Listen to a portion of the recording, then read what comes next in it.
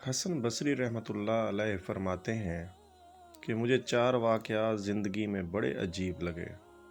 آپ نے فرمایا، ایک نوجوان کے ہاتھ میں چراغ تھا، تو میں نے نوجوان سے سوال کیا کہ بتاؤ یہ روشنی کہاں سے آئی؟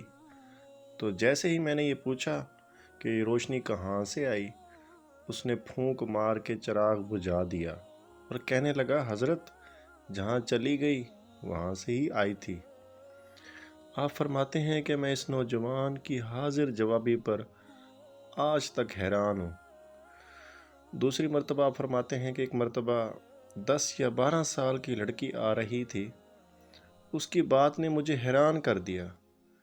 کچھ دیر پہلے ہی بارش تھمی تھی، میں مسجد جا رہا تھا اور وہ بازار سے کوئی چیز لے کر آ رہی تھی۔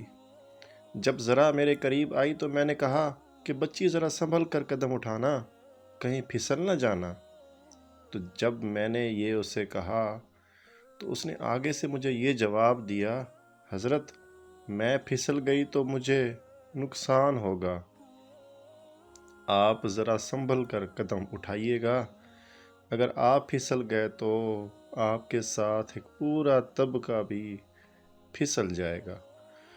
آپ فرمانے لگے کہ اس لڑکی کی بات مجھے آج تک یاد ہے اور میں اپنے دین پر ہمیشہ استقامت کی دعا مانگتا رہتا ہوں۔ ایک تیسرا واقعہ آپ بیان کرتے کہ ایک مرتبہ میں نے ایک مخنث کو دیکھا۔ جب اسے پتہ چل گیا کہ اس نے مجھے پہچان لیا ہے تو مجھے کہنے لگا کہ میرا راز نہ کھولنا، اللہ تعالیٰ قیامت کے دن تمہارے رازوں پر پردہ ڈالیں گے۔